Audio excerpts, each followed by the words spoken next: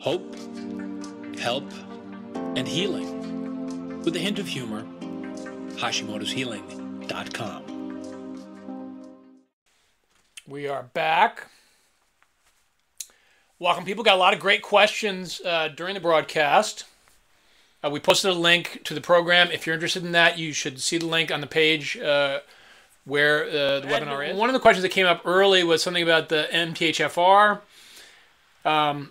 which if you guys are not familiar with that, I think most people are, but MTHFR stands for, I think it's impossible to pronounce, methylene tetrahydrofolate reductase, which is an enzyme. And basically, this is a kind of a genetic aberration, and there are a number of different problems that can result from it. And this person asked a very specific question, which is interesting, that her practitioner believes that her urticaria, which is hives, is made worse by a sulfur intolerance that's related to this MTHFR defect. So, I mean, absolutely, I'm in agreement with healing the gut and approaching the gut on this. You know, one of the things that's very much related with MTHFR issues is histamine intolerance also. So that's another area that I would look at. I don't know. I mean, again, I kind of like my feeling, Anne-Marie, is, you know, apply the system that we just talked about in this webinar, do some testing, try some different things. Also have a look at histamine, foods that are high in histamine. You know, on the diets like the autoimmune paleo diet and things like that, things like bone broth, and some of these other foods are pretty high in histamine. So sometimes it's a histamine issue also. Something to be aware of. Very interesting question. Stacy also said she was interested in MTHFR. If you have any specific questions about it, Stacy, I'm happy to answer. I did a post there that I posted. It's on in my blog. If you just go to my blog, Life with Hashimoto's at Hashimoto'sHealing.com. I did a really in-depth post looking at the link between Hashimoto's and MTHFR. It's really worth reading. It's a good read. Brittany asks, low-carb keto diet, good or bad with Hashis, trying to get pregnant for 3 years, good or bad for fertility? Okay, I mean, I think the issue with diet that's really important is that we have to identify what our triggers are. Right? Even when we're just talking about this MTHFR thing, really what it comes down to is, you know, are sulfur-containing foods a trigger that's causing an immune response? Are there other foods that cause a reactive immune response? And, you know, part of our process in finding the right diet that works for us is searching for and finding these foods that cause flare-ups.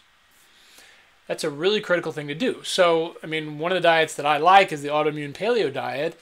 And the reason is you basically remove all these foods that are inflammatory for a period of time. And what that does is it simplifies things, and it gives you a chance. Again, it's kind of an experiment, right? We're running this experiment. We're seeing, okay, what happens when I remove these things? Does the inflammation go down? That's one of the things that's key. The story I shared, Ilda's story, I mean, one of the keys to her success in really getting her antibodies to go down was we identified what her triggers were, and we eliminated them. And, you know, so that's the initial process. You want to find those triggers, eliminate them, and then we want to try and reintroduce foods too and see which ones we can continue to tolerate. So a low-carb keto diet has things in common with that paleo or autoimmune paleo approach. You know, the caution with going too low, too few carbs, is that some people really need carbs. One of the things that carbs do in the body is to help in the conversion of T4 to T3, because many of the good bacteria that are involved in T4 to T3 conversion feed on carbs. So if you starve them, sometimes you're actually taking away the vehicle for thyroid hormone conversion, which is not a good thing. So, you know, you got to be really cautious and not do too few carbs. I think you want to be selective about the carbs you do, but I'm not always a big fan of like no carbs at all, especially for some people. Some people really need carbs. So that's something that's kind of an individual basis. is the low-carb keto diet bad for fertility? That's an interesting question. I don't know, with fertility, there are a number of issues that have to be addressed. You have to be thyroid healthy first. You got to make sure you're getting enough thyroid hormone. You got to make sure that thyroid hormone is being absorbed and being utilized. You have to look at all the reproductive hormones that may be impacted by thyroid hormone and hypothyroidism. Especially one of the things that's really common is low progesterone. If your progesterone is low, then getting the egg to implant is going to be difficult. So fertility is a complicated issue. I think you want nutrient-rich foods to help promote fertility for sure. So again, I don't know. I'm not a huge fan of like excessively low carb diets for either of those issues. Stage from Casey says, one of your other videos mentioned Hashimoto's and eye pain. I'm going through that now. Could you please cover this up? Yeah. Well, eye pain is something that's interesting. Like, that's what really led to my initial diagnosis. Was I had this severe stabbing eye pain in my left eye. And that's how I originally got diagnosed with ankylosing spondylitis. Because like they couldn't find, I went to 4 different eye doctors. They did battery of tests. One thing that came back was the antibody HLA-B27, which is the antibody for ankylosing spondylitis and Crohn's. That's how we found it. But for me, the eye pain is kind of like a canary in the coal mine. Like, I get eye pain flare-up whenever I am not careful and have one of those trigger foods that I spoke about. It's like an immediate inflammatory response that is like, whoa, what happened? So Stacy, I would encourage you, like, this is, it's very often related to inflammation. The eyes are very sensitive. The eyes, with Hashimoto's, it's interesting, like with Graves' disease, it seems issues are often on the front of the eyes. That's why you get the kind of bug-eyed thing with Graves'. With Hashimoto's, it seems to be more on the back of the eye for some reason, is the research I've done. And my issue that I had was iritis. I also had issues with the retina. My point being, blood flow is hugely important for the eyes, especially the peripheral blood flow, and they're very sensitive to inflammation. So I would encourage you. This is kind of a way for you to, find some of your triggers. Start eliminating the foods that potentially may be causing an inflammatory response. So the big ones, of course, are gluten, dairy, soy, the nightshades. Nightshades are tomatoes, eggplants, bell peppers, and white potatoes. And those are the top foods, I think. And then you also got to take a look at nuts and seeds. Nuts, often cause allergic inflammatory responses. Got to look at all those things and see if if you eliminate them, does the eye pain get better? For me, it does when I remove the foods that are triggers. Dairy, in particular, for me, definitely causes eye pain. So, interesting, great question.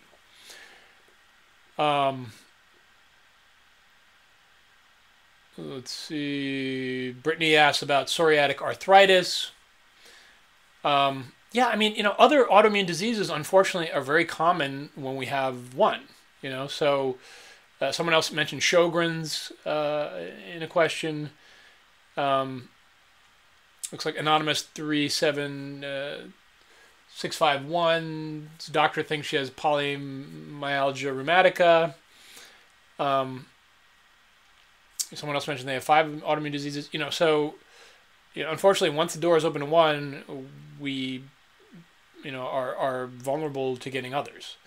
Because it's the same process, right? It's different tissue gets attacked, but it's the same process within the body. And that is the immune system has lost tolerance, and many of our tissues look alike to the immune system. The immune system attacks proteins or these actual amino acid sequences that make up proteins. And that's what gets flagged, and throughout your body, it's the protein or the building block of life. So it's not unusual to have different tissues also be attacked because they are so similar looking in their structure. So again, what is the root of autoimmunity? The root of autoimmunity is this destructive inflammatory process. So we have to find the source of the inflammation. And the best way to do that is eliminate these things, and then also take natural anti-inflammatories, like turmeric. Make sure your vitamin D levels are high enough. Glutathione is another good one, and there are a number of other ones.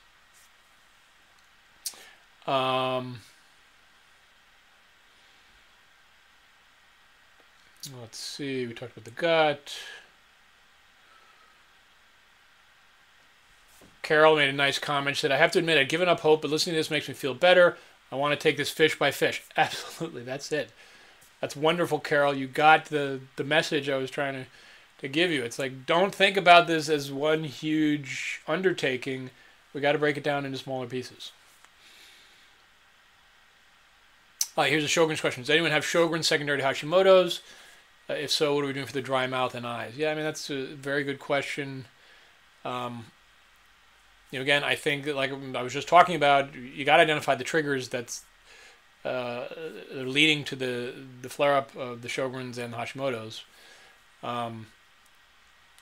That's really hard with that dryness. One thing that's nice that really is helpful with the eyes is chrysanthemum flowers. It's even for eye pain that we were talking about earlier.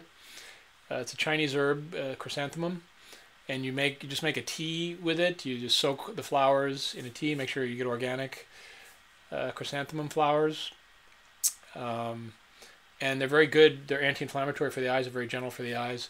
And what you do is you make a tea, strain the tea, and you can take cotton and just kind of make a poultice for your eyes. It's very, very helpful.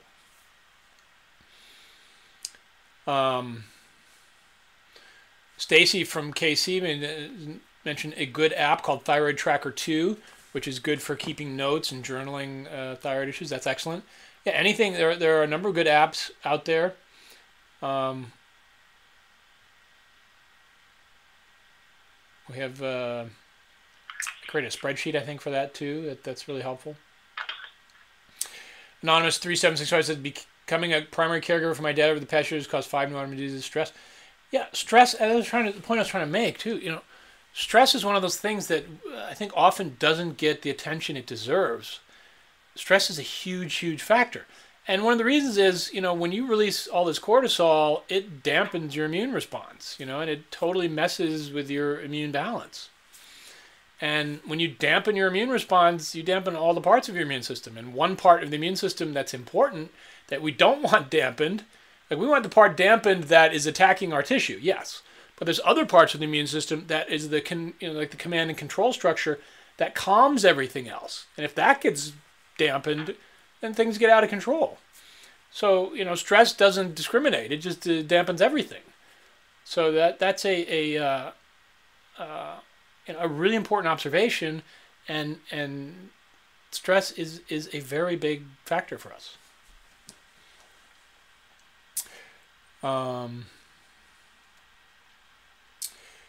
Dr. Annie mentions TPOs over 6,000 for a teenager.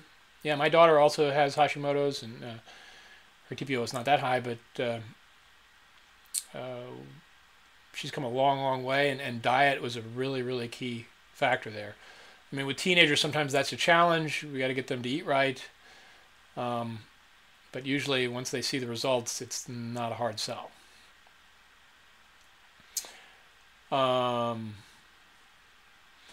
Why do antibodies sometimes go up when you're feeling better? That's a great question. The thing about antibodies is they're not a good measure of success or failure, really, because they're always changing. So, sometimes, for example, sometimes some people have like such a depressed immune system that initially when you calm everything and you start really healing and balancing the immune system, there's an initial response where you get a slight elevation just simply because the immune system is actually recovering. It's a good thing. I think that may have been what happened with Ilda when we were showing Ilda's story, because we did all this great stuff. All the inflammation went down body-wide, but she had a small increase in her antibodies. And then, we continued with it, we stuck with it, and then you saw a huge drop a few months later. The other thing to realize is antibodies are always changing. Like, it's not a static number. They are constantly vacillating. So even throughout the day, like if you took 4 different readings of your antibodies throughout the day, it'd be different.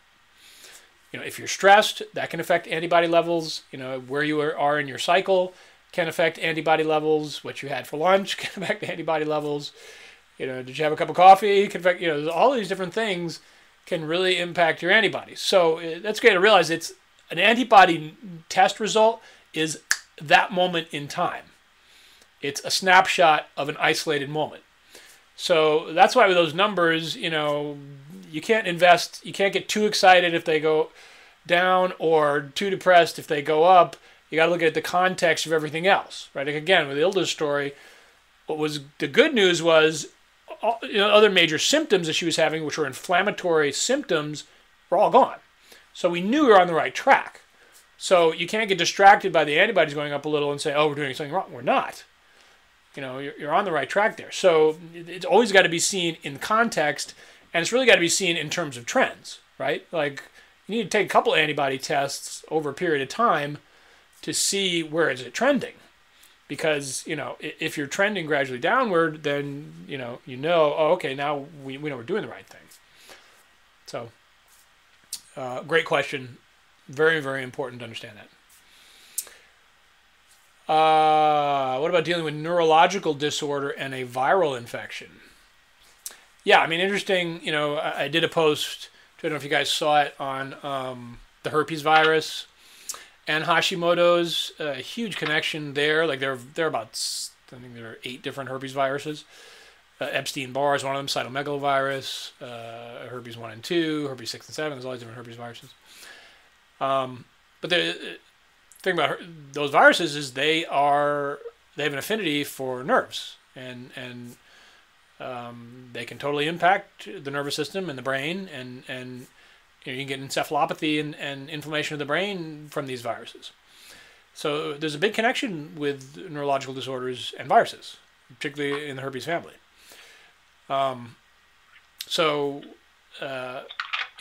thing about viruses, some people assume when you're testing, you got to be careful and test to determine whether or not the virus is active.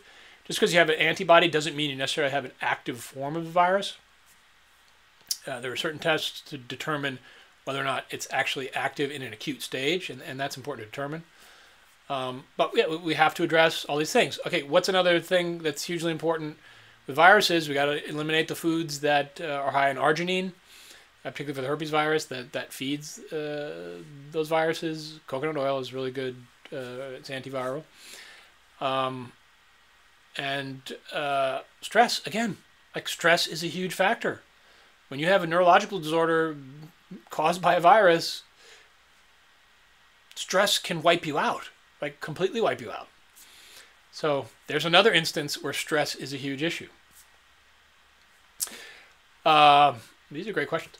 Dr. Annie says, what's your take on oxalates and how they impact Hashis?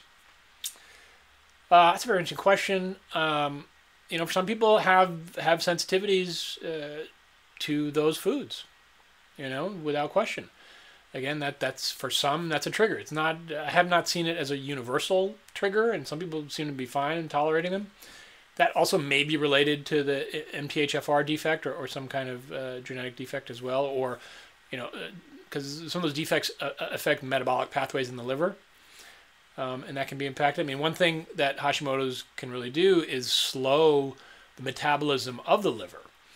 That's why, when I was talking about, okay, where are your points of maximum leverage, the gut is one, the brain is one. The liver is also another place of maximum leverage because so much happens there. There's all these metabolic activities that are important there. Hormones are broken down there, are processed there. Serotonin is made there. All these environmental toxins are filtered from your body there. Thyroid hormone is largely, 60% of thyroid hormone is converted there. So a lot goes on in the liver that's super important for function. And some of these metabolic pathways are impacted by that. Have you helped others heal from vitiligo? Yeah, I mean, I've had a few patients who have vitiligo and Hashimoto's. I've had other. Actually, um, had a long-term patient even before I got into Hashimoto's. I've been practicing for many years who came to me primarily for vitiligo. Um, we've had success, some success with it. It hasn't been completely eradicated, but we've definitely gotten some improvement. Vitiligo is another one of those, kind of concurrent autoimmune diseases that we do see with people with Hashimoto's too. And again, the root is the same. It's this inflammatory process. We have to address that. Stacey, I liked your MTHFR. It was a good overall explanation, but I didn't remember seeing a specific topic for 1298 or 677 discussion. So you mean those specific markers? Yeah, I didn't go into the specific markers. Yeah, maybe I could do follow up on those. That's a really good point. Carbs are also important for the adrenals. That's very true. I mean, the sugar balance in general is hugely important for the adrenals.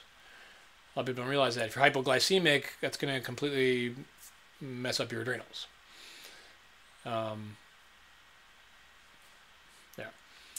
Dr. Andy, my daughter doesn't have a cycle because of Hashis. Yeah, it affects hypothyroidism affects all these metabolic pathways. It affects hormonal pathways as well.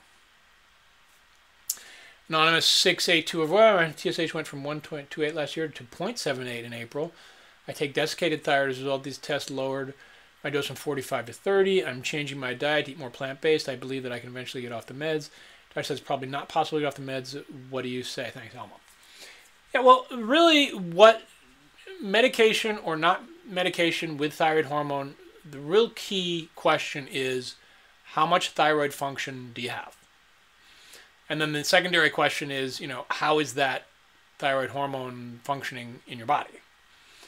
So the problem with being on thyroid hormone is your body adapts and your thyroid naturally produces less of its own thyroid hormone. So in getting off, you have to adapt to that.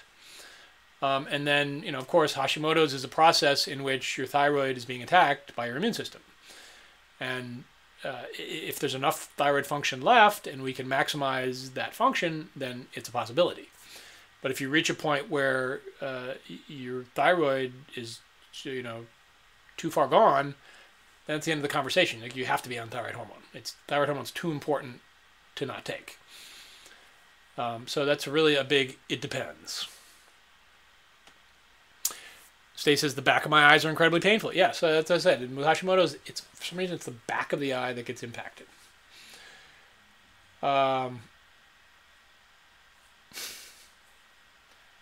Brittany's praying for baby to come to me someday. I hear you, Brittany. We are praying for you also. I will keep that in my prayers. Anonymous 65851. I have Hashimoto's. Have recently been diagnosed with hammer toes.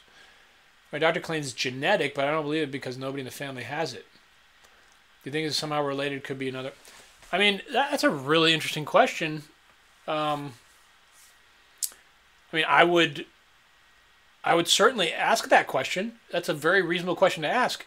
Could it be like some sort of rheumatoid arthritis? Could it be an autoimmune arthritis that's led to that joint deformity?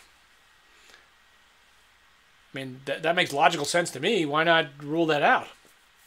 That's a very good question. Thanks for discussing eye issues. Already food allergy, IBS, restricted from most foods, eye pain still there. Okay, the eye pain's still there. Then, one of the things, Stacey, be more aggressive in treating the inflammation too.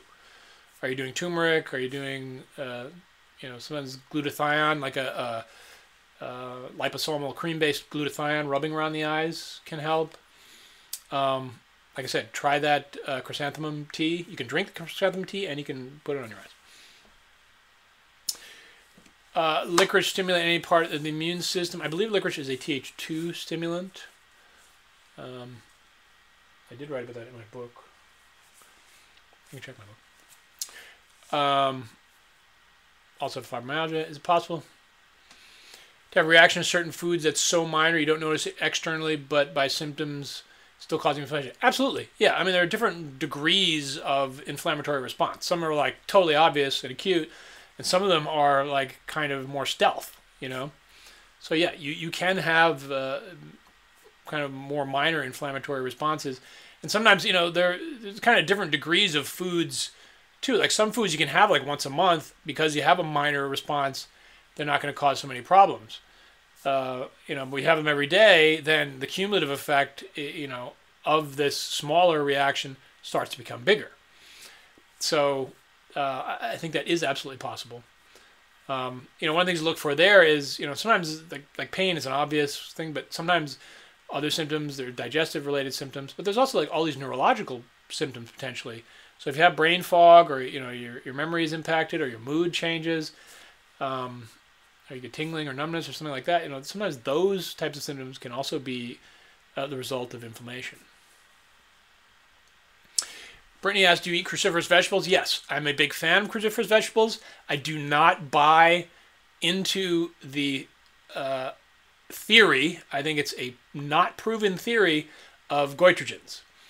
I think those foods, you know, unless you have an oxalic acid issue with some of those foods, or you can't tolerate them for other reasons, I don't think that those foods, you know, unless you're eating like wheelbarrows full of broccoli and kale, I don't think they're a problem. And I think there's so many benefits to those foods that we should be eating them, and I eat them on a regular basis.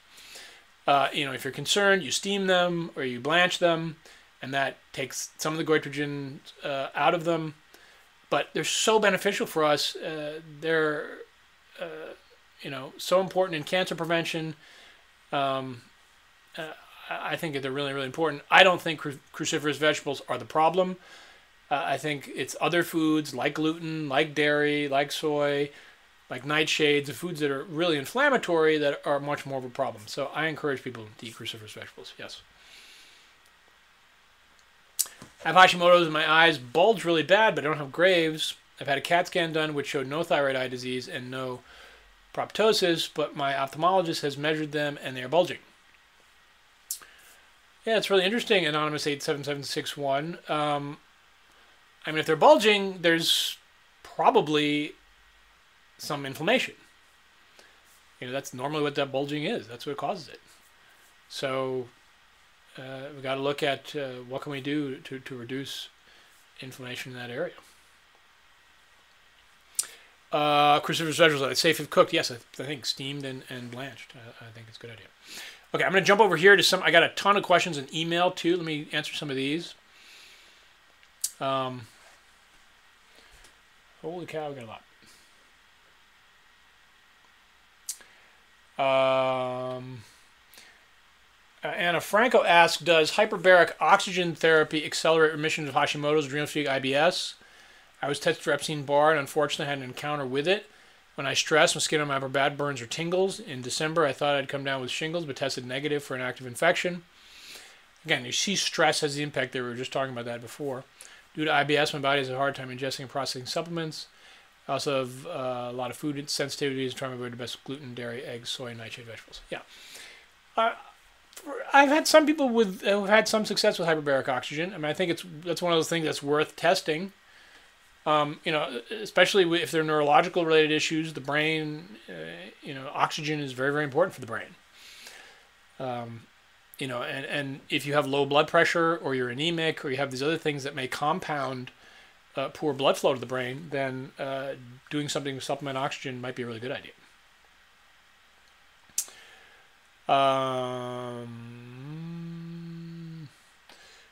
Janet Hand says hello. Hello, Janet.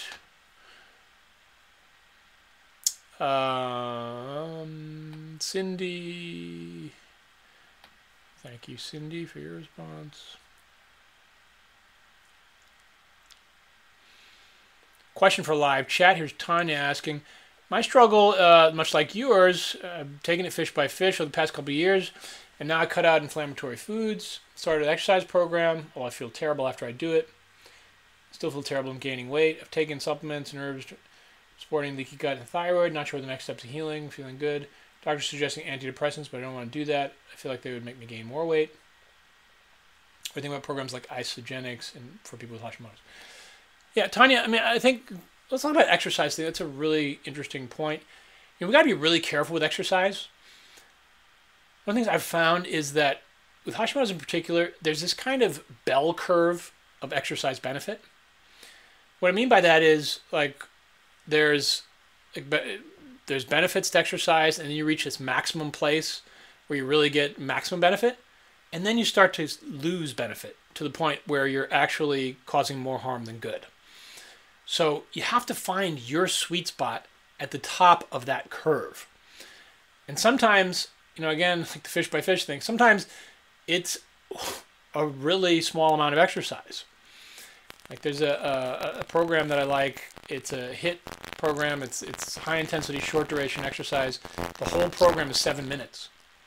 And sometimes I'll start people on that because what we want to do is we want to find that sweet spot. Because you can definitely get benefit from exercise and really sustain benefit, but not if you're overdoing it. If you're overdoing it, it's just going to, you're going to feel terrible, and you're going to gain more weight, and because what's happening is you're just having a massive inflammatory response, you're pushing too hard. So you got to find that sweet spot. So that's really important. You know, I'm not a big fan of antidepressants because they're an indication. It's not like you know, in nature. You don't have problems with where you don't have antidepressants in your body. What's really happening is that can be the impact of Hashimoto's on neurotransmitters. So we want to look at them. You know, we can nourish those pathways. We can nourish GABA. We can nourish serotonin. We can nourish dopamine. We can nourish acetylcholine. All these different neurotransmitters we can assess and we can nourish them. That's part of what I do in the program. Is we look at your brain too. You know, so there's a lot of options for helping you emotionally that don't require antidepressants, and that give you a long-term fix. Isogenics, I'm not totally familiar with I mean, I know what it is, but I don't know details about it. I'm not sure. I have to see the ingredients of those products. Tanya Mansfield says, you mentioned you don't like the low-carb standard 10. Is that too low? I practice ketogenic. Also, I'm with dehydration, even though I drink enormous amounts of water daily. Yes, that's interesting. Yeah, I mean, I think low carb. You know, it's definitely. I like paleo, which is basically, you know, autoimmune paleo in particular, which is basically a low carb approach. But there are some good carbs we maintain and we keep. You know, I think it just depends on you. You got to. This is one of those areas you got to test that question, and see, do you do better or worse with it? Also, I'm having issues with dehydration. I think that's really interesting. You know, one question there is, well, is it absorption? Is there something going on with absorption that could be preventing that? Clara asks, I'm just tuning in, what's the connection between heart palpitations and Hashi's? Sorry, I got my phone. Someone just called me there. That's not okay. Not me.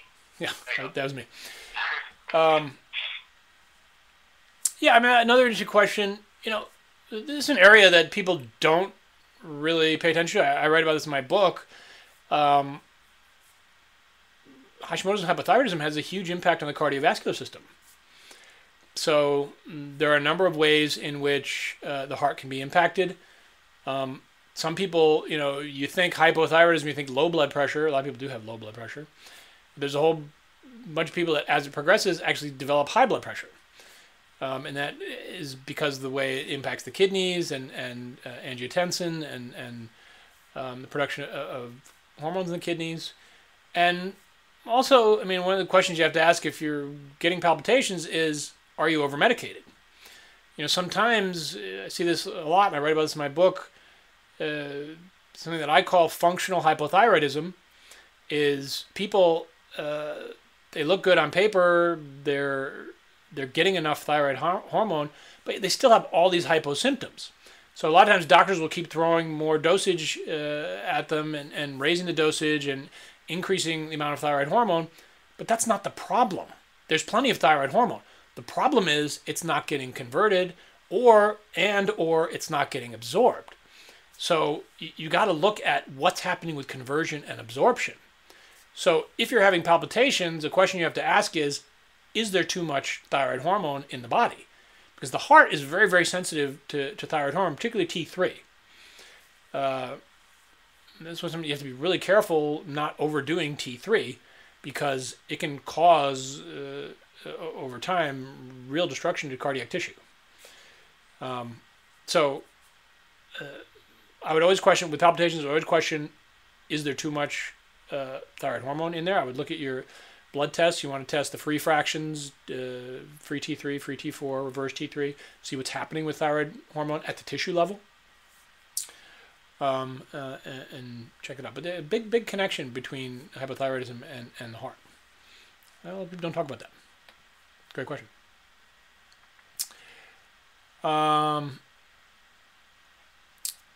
Someone asked, how do I get rid of interstitial cystitis and vulvodynia? Yeah, great question. We see that a lot. Interstitial cystitis is a pretty common symptom. I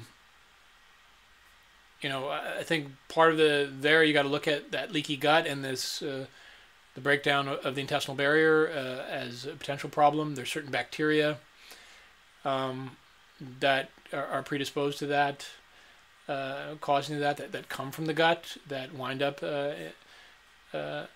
in the urinary tract. So that's one thing to think about is, is that potentially happening there? So I would,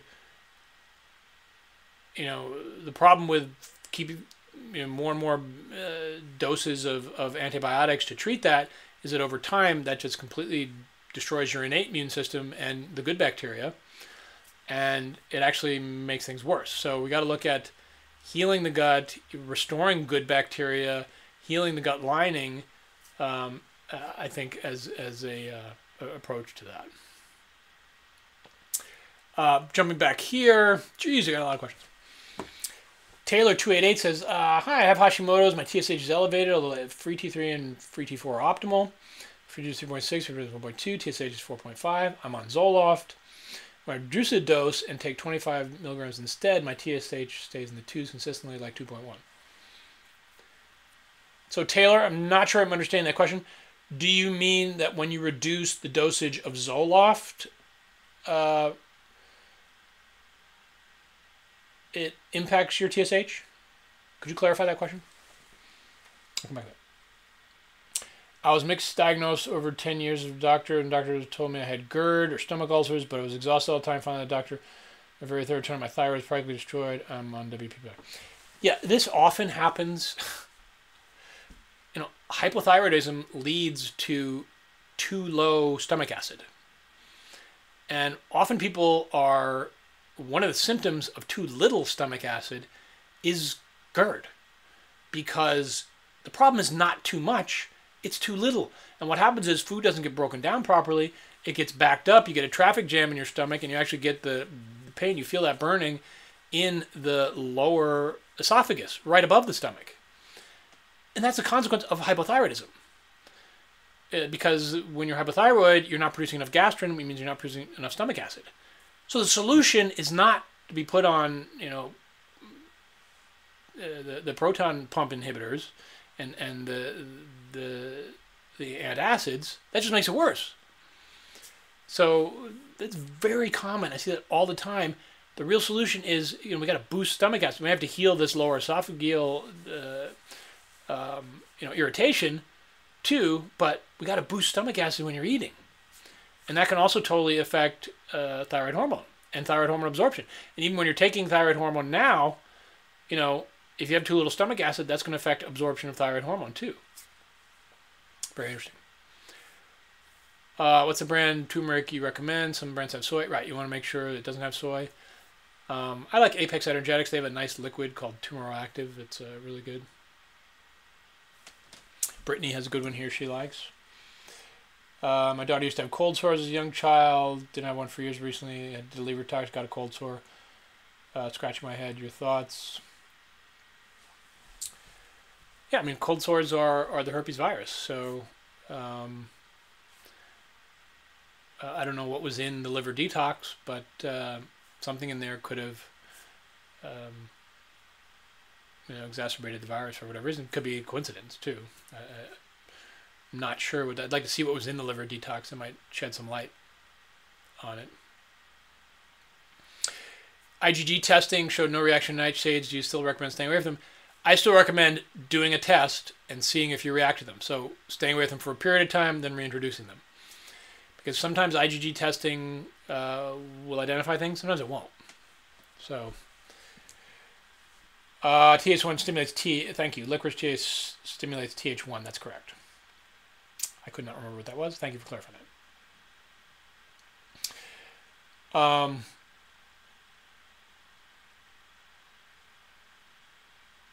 I know you said not to look at antibodies so much. Is this related? My antibodies are always high, around 900. There's Candida, came back with antibodies to it. So my doctor gave me fluconazole, and my antibodies are now 200. Is that related? Or my antibodies just changing? I think it probably is related. Yeah, you were having, your body was trying to defend from Candida. So yeah, I think that certainly could be related. That's an important finding too. That connection caused that. So there's one of those, that's data we want to work with, right? Okay, well, what does that data mean? That's we want to further explore that. So, wiped out the Candida, now make sure you repopulate the gut with good bacteria, and keep an eye on that. So that's really important data. Spleen distortion, has that... Hey Ross, have you fixed the sound problem? This was a... Yeah. Okay. Sorry about that. There were a few people that had issues, but it resolved it when they refreshed. Okay.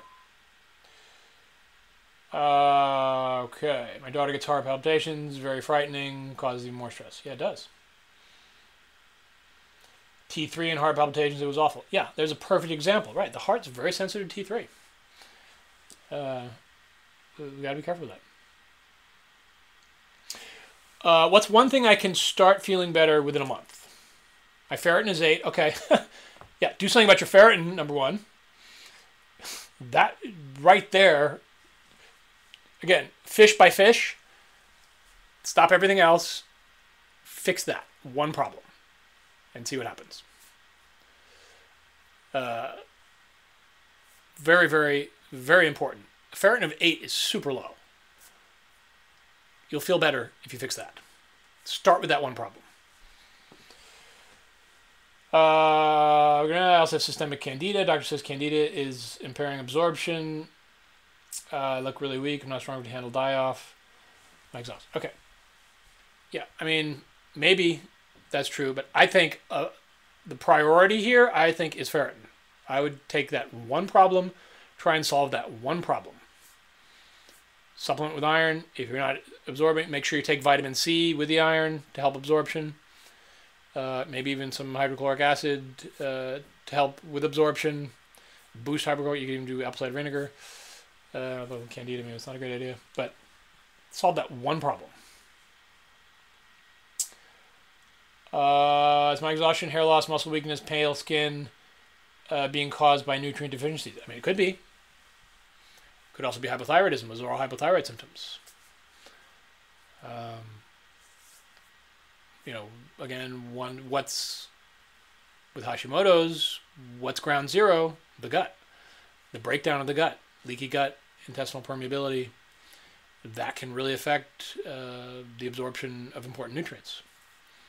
So I would look at the stomach. Are you getting sufficient stomach acid to break things down? And look at the intestines. Are the intestines, do they need healing? I do like milk thistle to support liver. Yes. Dosage. I mean, dosage. Dr. Karazian, who I've studied with for years, I always thought his answer for dosage is always like, well, for dosage, you should on the bottle you should put a smiley face and a question mark for everything. So, dosage, it just depends. Like what's going on? What do you need? You have to find the dosage.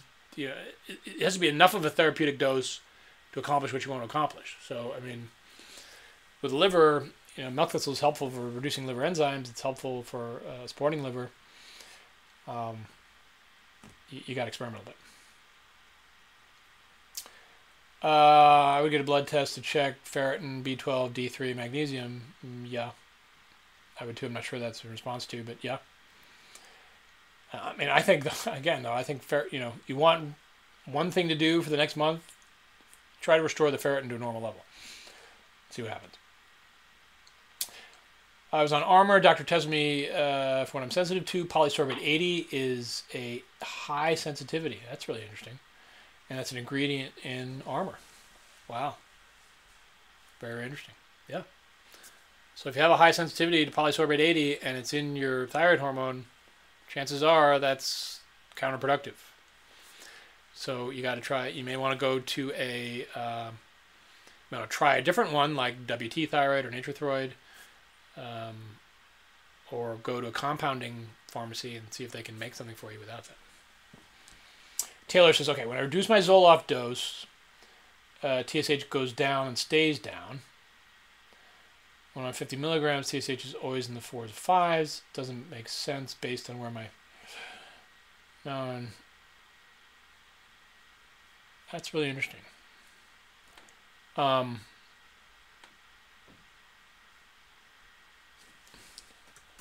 just looking up, I forgot how Zoloft... What's the mechanism of Zoloft? I'm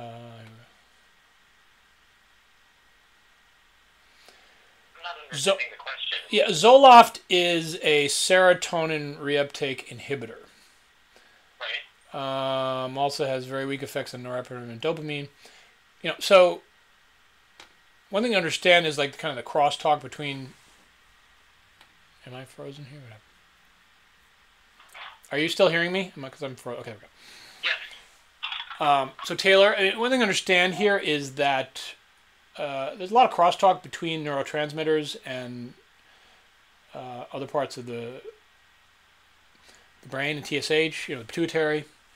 So the relationship of serotonin to TSH production, that could be impacting it. If you shoot me an email, I'll send you some more information on that exact mechanism. But I suspect that's probably something that's going on there. It's that relationship of serotonin to TSH production and the impact of the pituitary. Very interesting, though. Very interesting observation. I heard selenium is very good for thyroid. Selenium can be good, yeah. Selenium is one of those things, right? As Dr. Annie says, research has shown it can bring down antibodies. I think, in terms of dosage, 200 to 400 micrograms per day. My daughter will not eat fermented veggies. Any suggestions in hiding it in foods? I don't know. It's a tough one. Fermented veggies have a very strong flavor. Yeah, one thing I like, which I did with my kids, you may want to try, is like you scramble eggs with vegetables in them. You could try that with some fermented foods. I used to grate squash and carrots, and sometimes I do jicama or even sweet potato, and saute those vegetables a little bit, and then scramble eggs in them, and like it just seems like eggs, and they're eating all these vegetables. So you may want to try that. Do it in an egg scramble and see. Hopefully she can tolerate eggs. Anything to help a dry mouth? Is this from the Sjogren's? The Sjogren's person? There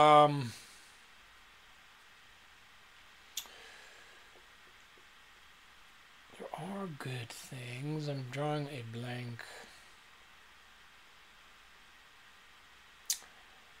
Marc, was your cycle affected by Hashi? She's 16. Yeah, it was initially. Her cycle was, yes. Dr. Annie. Oh, that's Sjogren's, yeah. Okay, so the eyes we talked about the chrysanthemum tea. You know, really with Sjogren's, what's happening is it's affecting, saliva production. It affects the mucous membranes, right? So we want to do things that promote more production there. There are specific herbs for that, and I'm drawing a blank right now. Anonymous469, shoot me an email on that, and I will look into that further. Marc at Hashimoto's Healing. Here's my email.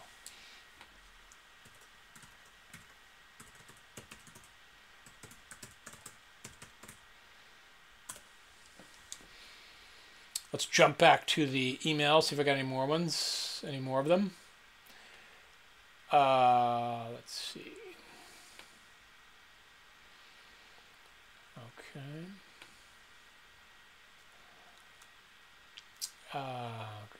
Good.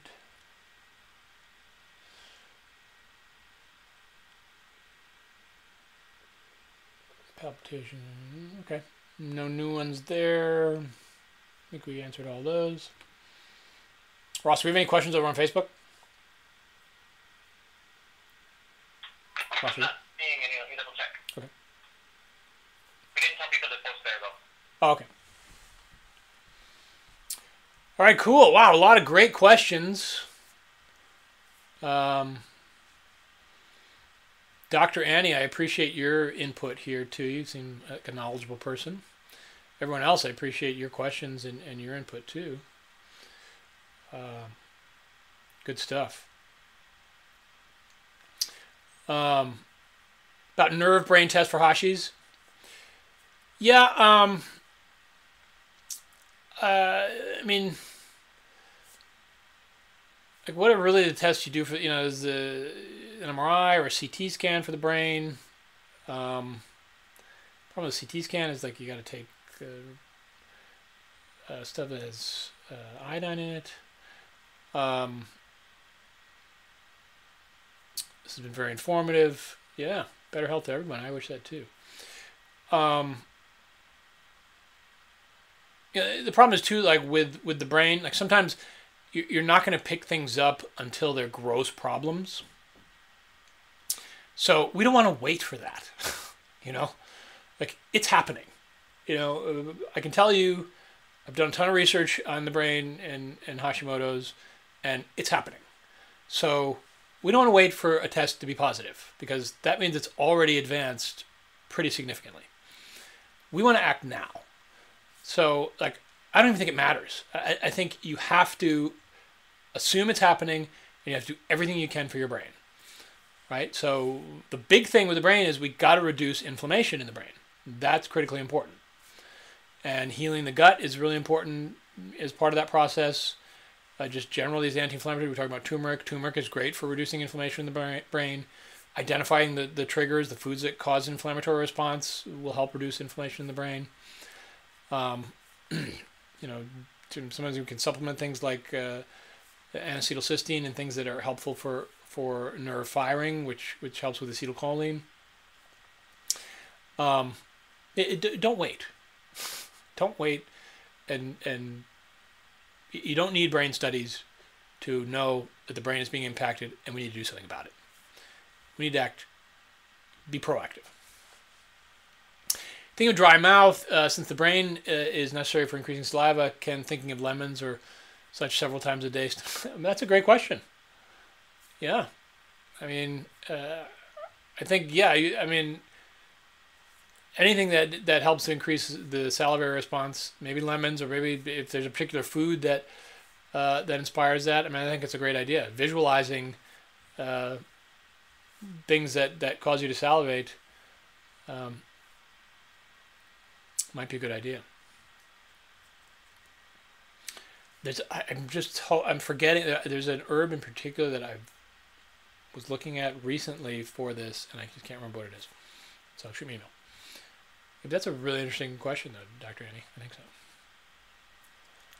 I think there's a lot of power in visualization for things, I mean, we certainly know that there's all these studies done about visualizing, changes in your immune system, like even with the antibodies. I read a few different studies of like visualizing. Even like you don't even have to know what the antibody really looks like. Like people just found some way to visualize them and just imagine them getting fewer and smaller. My psychiatrist put me on N.Ac 900 milligrams times a day. I think it's helped my neurotransmitter meds and overall mood. Yeah, boosting acetylcholine is another one of those things that boosting it can be really, really helpful with Hashimoto's. That's another neurotransmitter that's impacted. Right, we were talking about that before. Like, that's one of the things. One of the ways in which the brain is really affected is. Dr. Annie says that a lot. Interesting. Very cool. I randomly have a reaction where my tongue gets sores and both sides of my mouth and red and sore like an allergic reaction. Okay, so that's important to observe. Now, start journaling and start keeping track of what you're eating and what reactions you're having. I'll bet you it's not random if you keep track. Something's causing it. So start keeping track. Start noting whenever you have it and what you eat. So just do it every day. Write down what you eat and what reactions you're having. Eventually, over time, you'll start to see a pattern, I believe. That's usually what happens. Interesting. All right. We've been at it for about an hour here. Maybe we'll do a last call for questions. Sometimes it does it even when I put in a piece of gum. Okay. That's interesting. Yeah, so I just got to know I'm about to run out of tape here, so I think we are going to have to wrap things up. If you have any further questions, you can shoot me an email, mark@hashimotoshealing.com. Anyone interested in the program, if you have any questions, you want to talk to me about it, please shoot me an email. I'm happy to even get on the phone with you if you want to talk about what we're doing. Thank you so much for joining us tonight. These were great questions. Ton of stuff we covered. Some really, really important information, I think. Hopefully you got some good things out of there. Stacy notes, my rule of thumb, because of my allergies and restrictions, is if food ingredients read like a shampoo chemical list, then I don't eat it. Yeah, I kind of agree with you. Awesome. Dr. Annie, thank you for your input. Really appreciate you being here. I appreciate everyone being here today and taking the time. Really enjoyed spending this time with you guys. We'll be doing more of these. We try to do like one a month. Like I said, we got the Facebook page. If you want to post questions there to me, feel free. We have my email. I'm happy to answer questions if you got any there. And it was a pleasure hanging out with you guys. So I'm Mark Ryan, licensed acupuncturist herbalist from Hashimoto'sHealing.com. Be good, be kind, and remember to have compassion for everyone, including yourself.